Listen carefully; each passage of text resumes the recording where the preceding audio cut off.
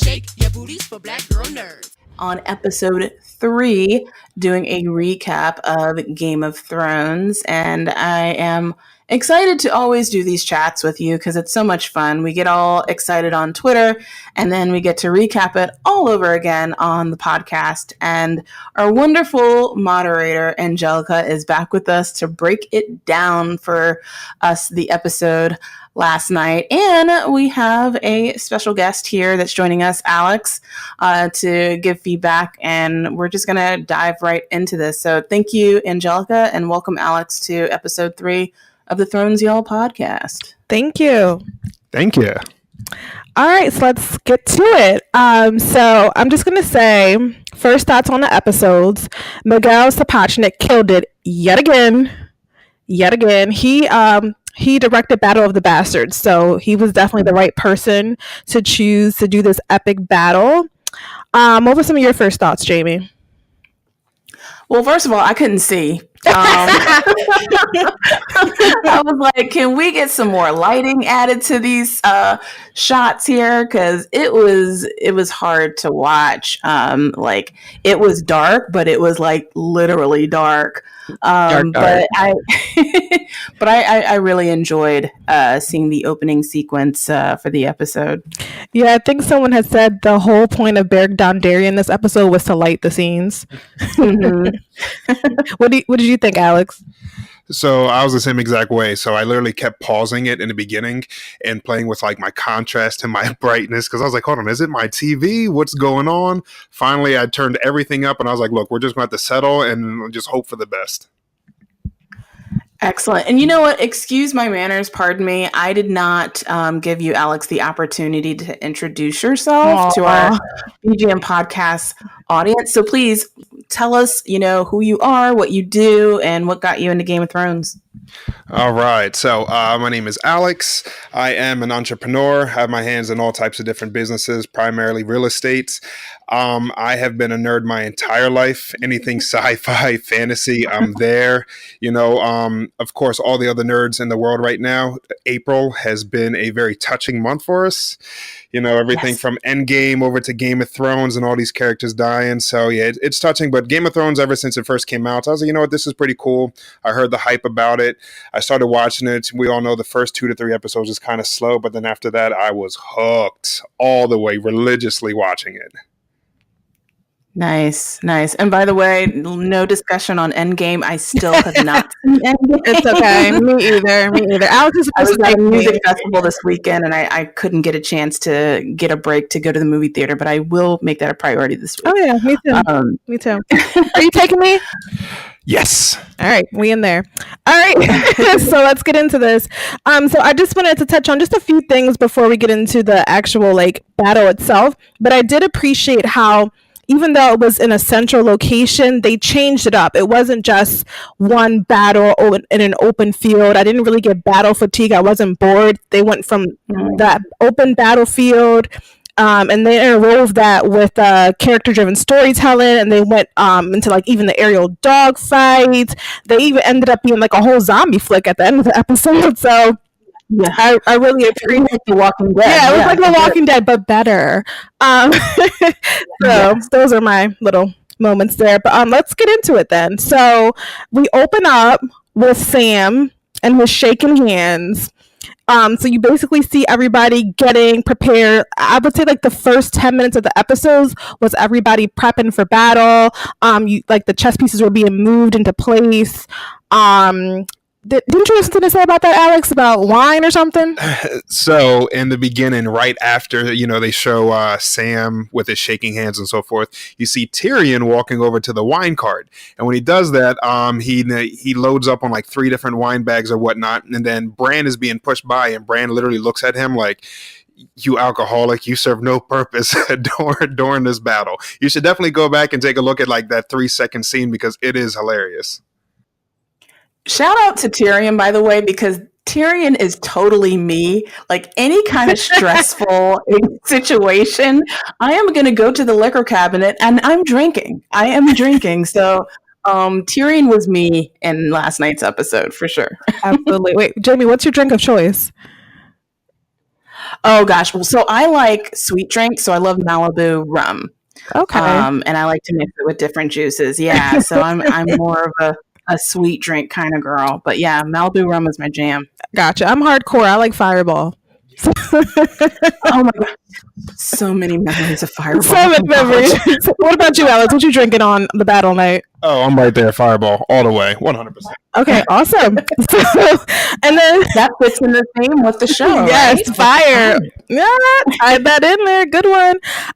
So and then like everyone's getting set up, and I just appreciate the fact that Ghost got some actual screen time. He was lined up with the Dothraki, so I was like, yes, don't kill him. Yes, he survives because we saw like a little snippet of him next week's episode. So thank little glimpse. So as the Dothraki are preparing, they're actually, I would consider them, I'm not sure if they're the vanguard and the cavalry, not sure the technical war term, but they were up front and everybody's getting ready. And then here comes a visitor like Gandalf out of Lord of the Rings. She just pulls up. She's like says her little spell, and she sets all these like giant, like what do you call those sword thingies? What are they called? I don't know what they're called. There's a word for it, but the curved swords were on fire. Yes, Melisandre, come through. So I'm happy that she, did what she did. She's still someone who I don't care for because she's done a lot of bad things. But again, like we talked about in the last 2 episodes of this podcast, this is the redemption tour. Mm-hmm. And I feel like she had that moment with the fire spell. And there's something ironic that she used. I don't know if it's the same exact fire spell, but she used the spell of fire to save lives of many people, which this was the same kind of spell that killed a young, innocent girl. So there's some interesting irony there. Oh, yeah. Like, we get it. You did your thing, but you're still not forgiven. So. In 7 hells, burn in 7 hells. Yes. So actually, she has a few moments when she pulls up. So she kind of sets fire to the Dothraki's curved swords, and then she goes into the castle like she owns the place. And then Sir Davos like stops her, like, what's good? And she's like, don't even worry about executing me. I'll be dead by dawn. So yeah. Davos wanted to kill her on site. Shireen was his girl. That was his baby girl. And then she kind of spots Arya up in the ramparts, and they have like this meaningful look between the two of them, which we'll get to that later. But it involves something that she prophesied for Arya. So yeah, Arya ends up being the MVP of this episode, but we'll get to that. So the battle begins. The Dothraki charge with their fiery swords. We're all like, yeah, they're going to kill it. Like, you know how devastating a Dothraki army is. Like, those screamers don't play. No. Them lights went out. So the whole thing is, all the other times we saw the Dothraki, like, you see them, like, the carnage, the havoc, how effective they are at their job of killing. And then you see them charging, we're all hyped. 10 seconds later, all the lights are gone. Like, it was a shock, like, jaw dropped. I'm sitting there like, okay, what happened? Insane, man. Insane. Yeah, I mean, actually, a lot of people online pointed this out, that the Dothraki was basically like the sacrificial Negro trope in this episode, because they sacrificed their lives for Winterfell, which is a place that never would have wanted them there in the first place. So just like all of these soldiers kind of annihilated, and it's for the, I don't know, white savior trope. I don't know if I agree with that sentiment, but that's what I was seeing a lot online with respect to the annihilation of the Dothraki tribes. Well, if you think about the position of the Unsullied, it starts to make sense where the bulk of the troops are the basically minorities, and then they're the ones that were led pretty much to the slaughter. So when it's all said and done, all the Dothraki are completely dead. Unsullied, I'm pretty sure a large percentage of them were wiped out. So who was actually left? Mm-hmm. And then you pretty much, you can see where it's going from here. But see, my thing with that, I get it, I understand it, but at the same time, who are the most effective fighters in this fight? The Dothraki and the Unsullied. So it makes sense to have them up front. They're the vanguard. So I get it, I understand you, but I don't think in writing this they meant it to be like, let's kill all the black people. I think it just turned out that way. And Dothraki are brown if we want to get technical, but yeah. Right. Yeah, so I just meant it more metaphorically about the sacrificial Negro trope, but still, yeah, they're brown folks that sacrifice their lives for the very white Winterfell. Lily White. I don't know. There's probably some argument to be had, but I think somebody on Twitter said something about, this is the same guys that did the No Confederate, show, or tried to do the No Confederate show, and I'm just like, okay, guys. In their defense, that show is written by black people, so let's not be mad at D&D. Let's get at our people on that one. Not all skin folk are not all kill folk are your skin folk. I don't know how it goes, but yeah, that was written by black people. So moving on. So the Dothraki charge. Jorah somehow gets out of that. Dany is freaking out. They were supposed to wait out for the Night King, but she pulled a total Jon move and went and got on Drogon anyway to try to salvage whatever Dothraki were still alive out there. So they're like lighting up, and then you see like Jaime and Brienne getting into it, and I'm like, okay, Jaime, doing your thing, even though you only have like the one arm. Looks like Bronn was helping him out there. And then he actually saves Brienne at one point. So there's like all these little scuffles. Then you see like Sam trying his best, but like A for effort, but you suck. And ends up having our first death of the episode. Ed comes through to take care of his boy. And because Sam is basically a liability, he gets basically has a sword through his back. So yeah, R.I.P. to Ed. Drink one for the homie. Sam should have just stayed in the crypts. I'm just saying, like, Sam, I know you feel, empowered in some way because you killed a White Walker, but that doesn't make you a warrior. So you really should have just stayed in your lane here. Hold on. He did kill a Thin too. White Walker and a Thin. Hey, it's still Sam though. So as far as characters such as Sam, let's real quick touch on Podrick and his glow game. Like from where he came to where he was in this battle, night and day difference. Like hands down, all the respect to that guy. Bran did a good job of training him. Brienne sounded like Bran for a second. Oh, Brienne. Brienne. Yeah. So and then Grey Worm, he kind of prepares himself. Like this whole episode, I tweeted, if Grey Worm goes down, we riot. Like right. I had my eyes on Grey Worm the whole episode. Me too, girl. Girl, I was about to go ham on Twitter. So Grey Worm steals himself. He gets ready, and they like come flying in. It's kind of like a callback to season 6 with the Battle of the Bastards when Jon's facing off against the Boltons by himself, and then like the two armies clash. Like same thing happened, except it was like the living versus the dead. So I thought my boy got overrun. I'm like, that's how he's going out, like trampled by a bunch of whites. Like I wasn't feeling it, but he managed to escape. And so back on the ramparts, Arya and Sansa are looking on at the battle, and Arya orders Sansa to go back to the crypts, and they have this cute little moment from like a callback to season 1. She gives her a dragon glass dagger, and Sansa's like, "What do I do with this?" And Arya goes, "What was it? Hit him stick him with the pointy end." So, yeah. And yeah, those crypts, about that. But yeah, we basically the army is basically overrun by these whites. They end up retreating. The Unsullied hold it down. Like they were the reason why Winterfell survived, because they stood strong, and they just. I mean, they held their own. I can't really say that they won, but they definitely held their own. They end up going right in front of the trenches.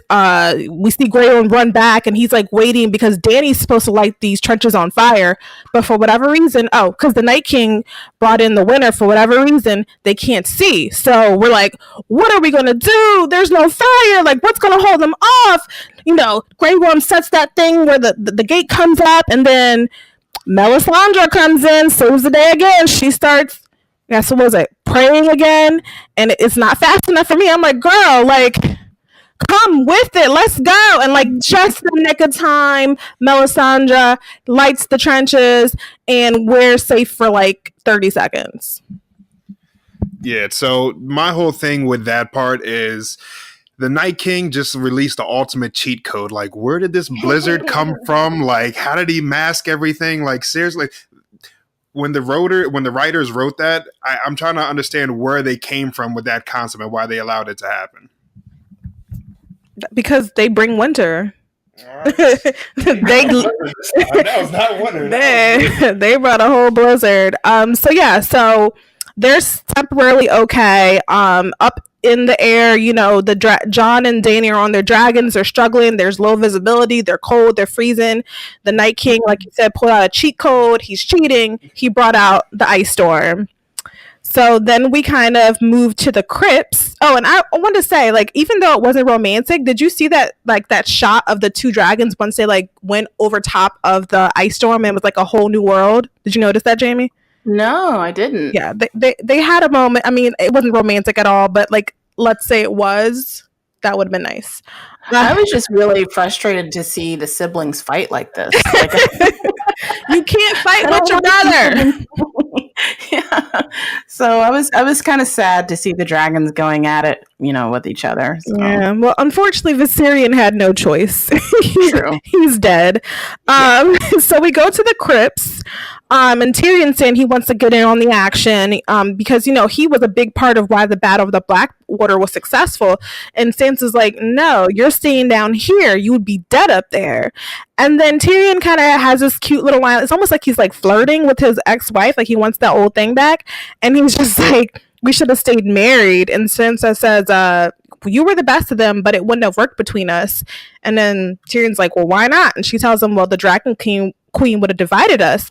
So Missandei's like, nah, you're not about to talk about my friend like that. First of all, if it wasn't for her, we'd all be dead. And then she like walks off with that wonderful curls. So yeah, like Missandei wasn't having it tonight. You're not about to talk about her friend. Yeah, and at first I was thinking, Sansa, stop. Please do not go back to being like season 3 Sansa again. Like, yes. Don't do this to us. Season 1 through 3 Sansa, I should say. But, I think basically Sansa had a good point that Tyrion's loyalty would be divided between Sansa and the Queen because he is the hand to the Queen. Right. And politically, it would never work. So understanding it from that perspective, I'm like, yeah, it's true. I mean, it probably wouldn't be a good idea that they would have stayed married. This is true, but she didn't have to throw all that shade. Well, she throwing it. Sansa and Dany, for that matter, both of them are complicit in the shade. That's they okay, really are. They do not like each other. That's okay because Missandei got her back, so it's all good. That's right. Missandei stood up for her girl, so yeah, right. That was what's up. So we moved to the Godswood. So we got good old Theon on his redemption arc. He's defending Bran with the Ironborn.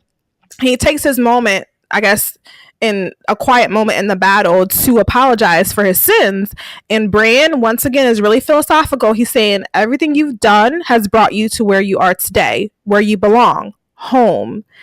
And you could tell like that's something that Theon has been wanting to hear for so long. So once again, Theon is on this redemption arc, and ultimately we know what happens to him, but it was good to hear those words.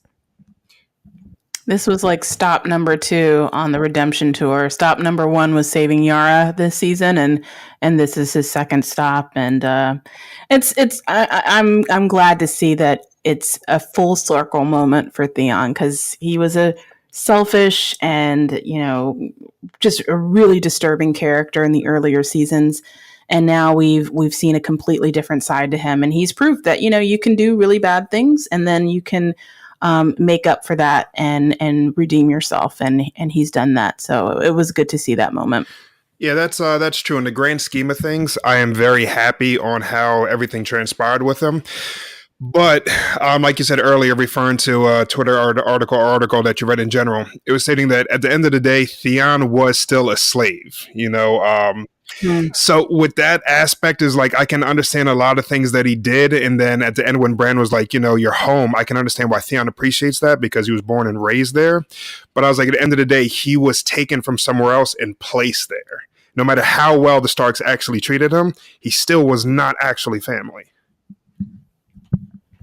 Yeah, but that's also kind of the times. That's the wages of war. You lose, your sons are being fostered somewhere else, and that's what it is. And yeah, Theon did feel a bit of an outcast, but as we all said, But yeah, maybe that's ultimately what shaped him to become the person that right, he became, because he was rejected. He felt like he had to compensate for that right. and, do all of these really terrible things to prove that he's worthy in some respect. And, he had a really weird way of doing it.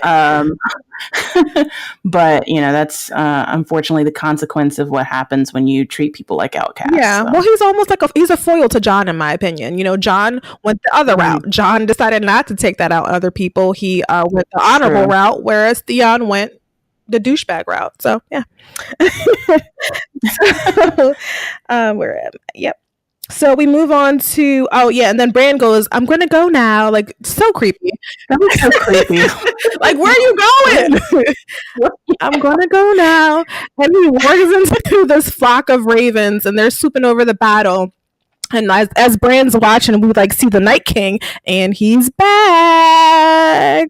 Better than ever. So he once again cheats. He puts the fire out on the trenches, which leaves Winterfell vulnerable to attack. And now these whites, they walk right through and they swarm the castle. Like, it reminded me so much of Helm's Deep, with all the orcs swarming the walls and trying to climb up, and everyone's like, "Man the walls, man the walls." Same deal. So, and throughout all this chaos, the Night King once again has his "come at me, bro" moment with Jon. He's looking at Jon "I see you, let's go." So fly up in the air. And then on the walls, it was so much going on. I had to pause 3 or 4 times just to figure out who was out there fighting. But we had Gendry fighting with his hammer. Sam was out there doing what Sam does. Jorah was out there. Jaime was up there. Brienne, Grey Worm, they were all fighting along the walls. And this time, Brienne saves Jaime. And then my favorite person in this battle scene was Arya Mother effing Stark. She killed it. She gave Gendry those the plans for that spear with the dragon glass on either end of it. She was killing it. Her water style was the ultimate style to kill whites. I'm taking up water dancing just in case we have a zombie apocalypse. It's happening. So she's fighting, she's doing her thing, she's taking them out left and right. And then she kind of gets knocked over. Somebody runs into her. She has this big gash on her head, and she kind of loses it for a second. She gets shaken up, and she's not at 100%. So at that point, she's just trying to escape, I guess, to get her, get her grounds, get the grips about her. And that at this point, the Hound's hiding in the corner because you know how he feels about fire. He got PTSD. He was like, "You know what? I'm not doing this." So Barry's like, "No, we have to keep fighting." He's like, "You can't beat death." And then he points to Arya. He was like, "Well, tell her that." So, the Hound's not about to be one up by a little girl. So he keeps on fighting the good fight, but he was about to be out of there. Yeah, he had a panic attack. I Poor guy. I was just like, man. Yeah, the dudes in this episode were just not really, they weren't really reliable. Between the Hound and Samuel, I'm just like, you guys get it together. Let's let the women take over on this one. We got this. Hold my beer. So speaking of badass women, or I guess little girls, Lyanna. I mean, we had some hurtful deaths this episode, but that one got me right in the heart. First of all, she's out there. I told her to take her butt in the house. She wasn't trying to listen. So she was out there. The big old giant white pulls up on her, knocks her to the side. I was like, no. And then, she's not about to be put down. So she gets up and she has this war cry. She runs to the giant white. He picks her up. You can feel him literally crunching her bones. But my girl is not going down without a fight, okay? She stabs him right in the eye. And they both go down. And I was just like, no. I was screaming. She went out like a G, though. She went out like a G. At first, I wasn't sure that she was dead. too. Like, I guess maybe I was in denial. Because I'm like, is she okay? Like, maybe she's still breathing. But then her eyes turned blue. And then, yeah, that was the confirmation. So. I had like a proud father moment when that happened. I was like, you went out like a G. You deserve everything after this. I know, my girl. But what I love so much about it is that Bella Ramsey, who plays Lyanna Mormont, she was only meant to do one scene, which was back in season 6 when John was trying to rally the troops for the Battle of the Bastards. She was only meant for one scene, but that little girl was so good, they decided to bring her on, and they gave her an honorable death. So RIP, shout out to Lyanna Mormont. I will be having a drink in your honor at some point tonight. So in the castle, it kind of turns into a zombie film. Arya, it's very claustrophobic. Arya is running through the passages. She's avoiding whites left and right. We're in close quarters, and then she somehow gets trapped in the library, which that scene gave me so much anxiety. I couldn't even take it. Like, every time she turned around, there'd be another white, and she had to be quiet or they'd like kill her. So I was just like, oh my God, is she gonna make it out? And she does. It looked like a video game. Like, I thought it was like a video game going through the different tunnels, and it felt like a maze.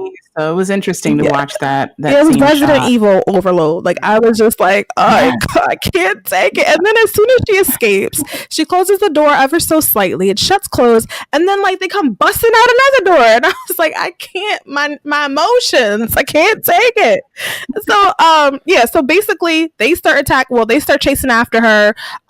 Beric and the Hound are also in the hall. They find her. The Hound pulls her to safety, and Beric just takes him in the gut, takes him in the back. He's like literally, like, not to be sacrilegious, but it was kind of like a Christ-like moment. He like puts his hands up against like either side of the walls, and he's like being stabbed in his side. Like, that was definitely a reference. And he dies, right? 7 times.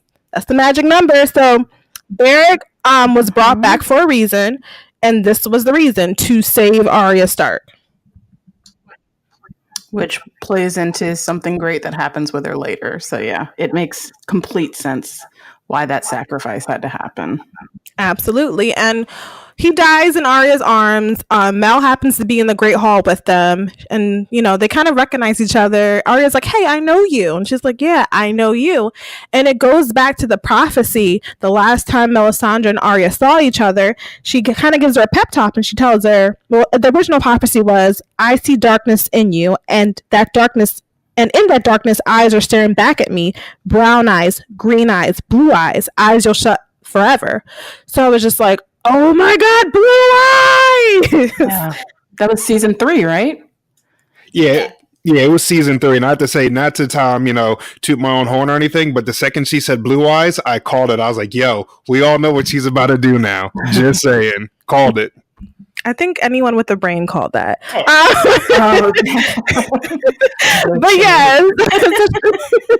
Shade. So she gives like the little pep talk, and then she kind of wants another callback to season 1 with Serial Pharrell, R.I.P. Serial. She says, what do we say to the god of death? Not today. Yep. So Arya runs off. We don't know what she's about to do, but she's off to do something. So that kind of cuts to the aerial dogfights. Once again, the sibling rivalry is heavy up in here. For whatever reason, Viserion is like undefeatable. Like, he's being attacked by 2 dragons, and they're not doing anything. So they're fighting up in the air. Somehow the Night King gets knocked off. Now he's vulnerable. Rhaegal gets injured somehow, and then Jon falls off. So at this point, the Night King, he's standing in the field. Dany has her eyes on him. She's on top of Drogon. The classic. You think this is gonna happen, and then she yells Dracarys, and he's set on fire. You're like, yes, but at the same time you're like, this is too easy. And the smoke clears, and that smug old Night King is looking at her like, girl, Dragonfire ain't about to do nothing to me. And I was like, come on, like, what else can go wrong in this battle? So then, okay, so when I tweeted, because I see that probably you might disagree with me on this, but when I tweeted, as soon as the fire was descended upon the Night King and he emerged from the flames, I'm like, okay, that's it. He's a Targaryen. He's got that Targaryen blood running through his veins. Mm-hmm. So, no, yes, okay, maybe. So maybe because David Bainoff and DB Weiss basically said there was no telling whether or not the Dragonfire could affect them. It's very possible the Children of the Forest just gave him that vulnerability. So it may not be because he's a Targaryen. It could just be he's supposed to be this super monster killing machine. So why would you let him be vulnerable by getting killed by Dragonfire? There's always been rumors about what the Night King was in the books. He's rumored, the Great Other is rumored to be a Stark. And so we don't know what house he comes from or no house at all. But I mean, he could very well be a Targaryen because people say he rode the dragon, but at the same time, he has power over the dead. So Viserion is a dead dragon, hence the power over him. Technically a dragon, right? Right. So I think it could go either way. Either he is a Targaryen, a distant relative, or he's not. He just happens to be like superhuman. So either way, no one's wrong in this one. Alex, what do you think? No, I'm pretty much right there. So I don't think he's a Targaryen. I'm pretty sure that when he was created, they just gave him that invulnerability. Like, there's no reason why he should die from Dragonfire. So I'm going to stick with that for now. But when we get to the next scene and we actually talk about the dragon and with Jon, then I do have a comment about that, though. Okay, well, that's coming up. So Jon, once again, does something dumb, but it's Jon. He rushes the Night King. And the Night King one-ups him like he does every time, and he raises the dead. He raised everyone that was killed from the living. He raises them up with his hands up, like, hey, get up. And, Ed opens his eyes, and I was like, no, not Ed. And then we get confirmation that Lyanna is indeed dead because she opens up the big blue, Mickey blue eyes. So Jon is now surrounded, and once again, he has to fight his way out. So that leads us back to the crypts. And remember how we kept talking about the crypts? They're so safe. Go to the crypts. You'll be fine. Negative. Thankfully, nobody was risen from the dead that was actually buried in the crypts, but the dead still found a way. So that safe haven, yeah, not so much. People are getting killed left and right. So that leaves, Sansa and Tyrion hiding behind a crypt, hiding behind a burial, and they're looking at each other, and Sansa grabs her dragon glass dagger, and they just have this moment. Tyrion takes her hand and kisses it, and I just start crying. It was too much. So that's all going on. Then we go back to the battlefield. Jon somehow made it through all those whites. Now he's in the courtyard of Winterfell. He's fighting through. He's in search of the Night King. Jon is set up to be our hero. We're thinking he's going to end this. Dany's back out in the field. Somehow the whites rush Drogon. And Drogon's like, get off of me. He flies out, shakes them off like flies, but Dany's left behind. So she's by herself in this field, surrounded by murderous whites. And guess who comes to save the day? Sir Friendzone. He jumps in.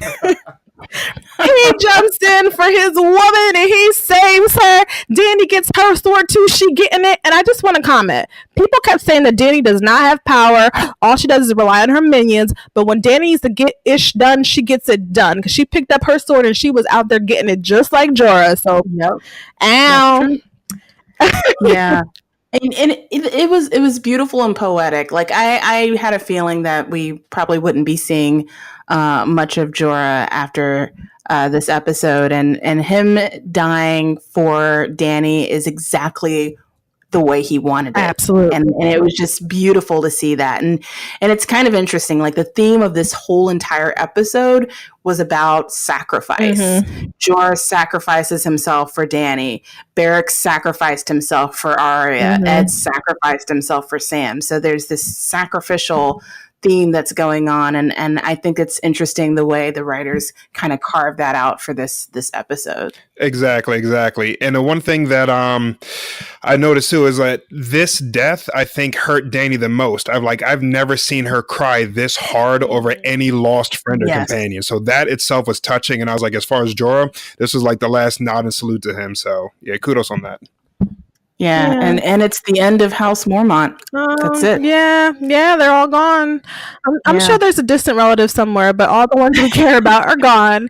And then Drogon, he comes back and he swoops down and puts his head next to his mommy, and he's like, "It's okay, mom." Yeah, that was so adorable. That was so sweet. Yeah, like, oh, take care of your mama. Remind me of my kid. So yeah, it was sad, but it was beautiful all at the same time. Yeah. So we actually go to the Godswood at this point. And we're back in the courtyard as well. So Jon's out here ducking and dodging Viserion, trying to find the Night King. Now we have our heroes back in battle, and you notice Sam once again is out there doing his best to kill whites. And normally Jon would have stopped to save him, but he's like, "You're on your own, friend," and he kind of like runs off to find the Night King. Grey Worm's hurting his own. Jon, Pod, Jaime, Brienne, everybody's out there fighting for their lives. So we go to the Godswood, which is basically the final standoff of this episode. Theon, I must say, he killed it. Like, all the Ironborn are dead. Theon literally has like a stick, and he's fighting off all of his whites by himself, single-handedly handling business. And then Bran's just sitting there. So eventually the Night King makes his way to the Godswood. This is the target. This is what he's here for. They kind of part ways. He rolls in with crew like Beyonce with Destiny's Child. He just like the wind was blowing through their hair. It was great. And so Theon turns around, looks at Bran. They have like this unspoken moment, and then Bran says it verbally. He says, "Theon, you're a good man. Thank you." And I lost it. Like, I just broke down into tears because his redemptive arc is closing now. And Theon looks back, he kind of nods, and like, shout out to Alfie Allen for playing like the hell of this role. Like, his facial expression, like the hurt in his eye, like you could see like the one tear about to drop. I was just like, I love him. Give him an Emmy. So he kind of steals himself. He turns around and he rushes the Night King just to give Bran just one more moment of safety. And we all know he's not going to be the one to take him out. The Night King snatches the stick and stabs him through the stomach, like straight through the body. So, Theon dies. He paid for his sins in blood, but he went out like a G. He went out like a G, and over the last 3 seasons, he's really worked hard to redeem himself. I know I gave him a hard time in episode 1 when I was talking. I still feel some type of way about those boys. Like, they didn't deserve that. But anyway, he's worked hard to redeem himself, and I think this being the last words that he ever heard, "You're a good man," was his closure. That was the moment of closure. Again, it's very poetic, and Theon dies having this piece about who he is. Right. So beautiful writing. Beautiful. There. Beautiful writing. I'm tearing up now. Steal yourself, girl. Get it together. You a gangster. So the Night King no longer has anyone in the way. He walks up to Bran, sashays over to Bran. Bran is sitting there looking unbothered, like, dog, do your thing. Like, you ain't about nothing. And then out of nowhere, like, there's like a wind that like goes through the hair of his like lieutenant, the White Walker lieutenants, and then like you look up and Arya just like leaps out from out of nowhere from behind him.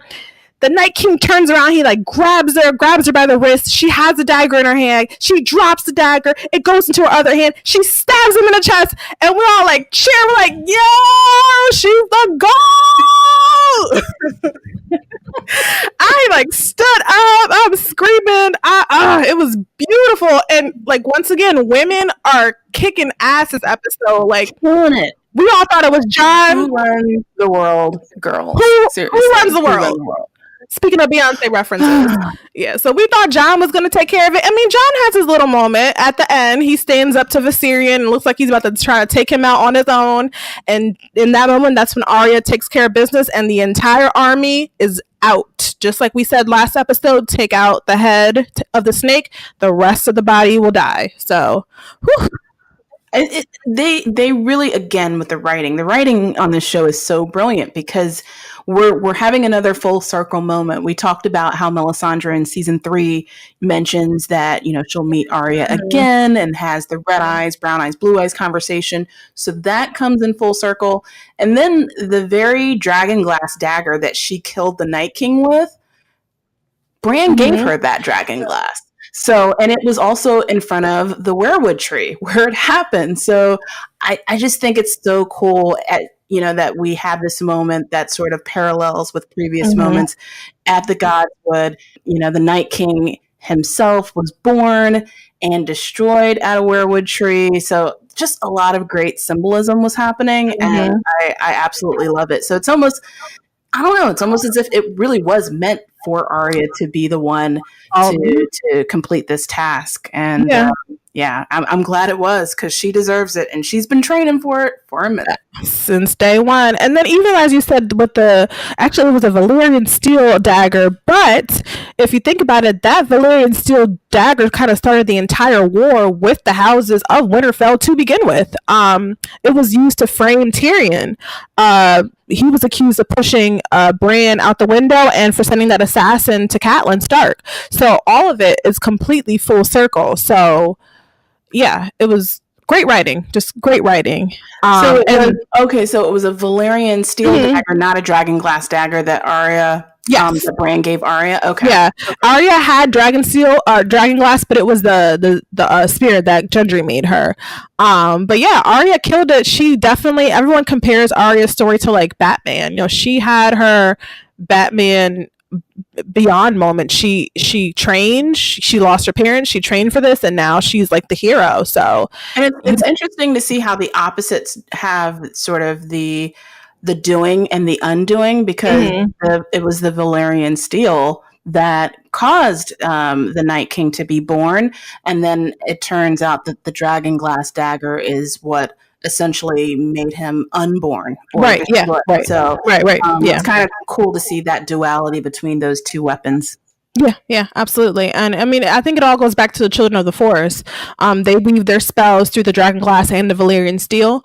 So that was the Night King's undoing, and that smug little face was wiped off. So, bye. I didn't care about that death. Deuces. So the aftermath of the battle, first of all, who's going to clean all this up? Like, Winterfell's in shambles, but they survived the night. We had some deaths that all hurt us, but I mean, our fan favorites essentially are all alive. Grey Worm's still alive, Tormund's still alive, Jaime, Bran, everybody's still alive. And so they kind of steel themselves for the last war, essentially. And then Melisandre, her job is done. So Davos is thirsty to kill this woman, like thirsty, like let it go. So Melisandre, she's completed her mission. She's 800 years old. She's tired. She wants to end this. So she walks out. She takes off that necklace that kind of conceals her old age, that kind of gives her youth. Takes off the necklace, walks out into the dawn, and kind of disintegrates, a la like Endgame snap, or Infinity War snap. And Davos kind of looks on, like he don't have to do anything else. She did it herself. So she kind of fulfills her prophecy where she told Varys that she would die in this land, and her work is done. So can we just talk about the haunting score that played at the end of this episode? Was just like one of the most beautiful sounding melancholic tones that I've heard in a long time. And I'm just like, I need to find out if the composer, what his name, Rowan Dejati. It was him. Was it him? Yeah, it was him. God, he's so good. He's so good. That music was just so epic, and it just went so well and blended well with each of these scenes at the end, making it this romantic, beautiful story that completed its arc. Absolutely. So, man, I loved it. I loved it. It was so high fantasy. Like everything you love about high fantasy, that's what it was. Prophecies fulfilled, dragons being slayed. It was everything. Everything you want in fantasy and television, you had it all last night. So it was great. So now our eyes are on King's Landing. Let's be real. If Cersei had sent up the Lannister army, there would be a lot less deaths. So Dani is pissed and she's ready to go. And she says it very clearly. We have won the Great War. Now we'll win the last war. We'll rip her out root and stem. So Cersei, you in danger, girl. They coming for you. Yeah, and don't forget, we are also our brothers, our two Lannister brothers, are in danger as well because Bronn's got that arrow and that bow and arrow, and we don't know what's going to become of them. So, yep, yeah, there's more deaths to be seen. Yeah. But shout out to me because I said Jaime would survive to kill Cersei. You did, yes. That might happen. Just saying. So yeah, that basically wraps the episode. They beat the Night King. The Great War has been won. In one episode. Alex, anything you want to add? Any final thoughts about next week or predictions or anything like that? So overall, this entire episode was epic. I didn't actually expect the entire battle, to start and end in one episode. But with that being said, what is it? 3 remaining episodes now? I think. 4? Mm-hmm. Oh, okay. Yeah. No, 3. 6 and 6. Is it 3? Yeah, 6 and 6. Yeah, 3. Okay.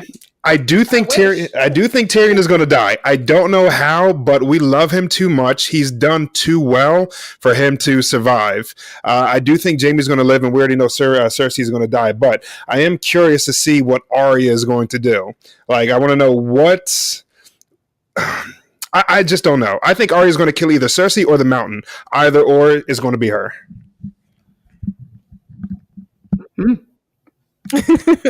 deep thoughts. Yeah. Yeah. I have no idea who's going to be killing who, but I know that Cersei obviously is going to die, and not even because of the prophecy, just because she's a terrible character. Yeah. And we see what happens to really terrible characters on this show. Absolutely. So history sort of speaks for itself on that one, but just I really want, I know I keep saying this, but I really want Tormund to live and have a relationship with Brienne and make them just live happily ever after and ride off in the sunset, and it would be just beautiful. So that's my hope for the and I hope Grey Worm and Missandei retired to the island of Noth and just drink mojitos, on the beach. So let's get into a question real quick from one of our listeners. Her name is Tracy Scott Forson at IN_TLS, and she asked, "Is Drogon dead?" Drogon is not dead. He survives the battle. We see him swoop in and comfort Dany when Jorah died. I think you're referring to Rhaegal. Rhaegal is not dead. We don't know what happened to him, but we do see in the previews for the next episode that there's 2 dragons flying. So Rhaegal and Drogon are alive and well, and Viserion is no more. So that wraps it up. Better shake your booties for black girl nerves. Better shake your booties for black girl nerves.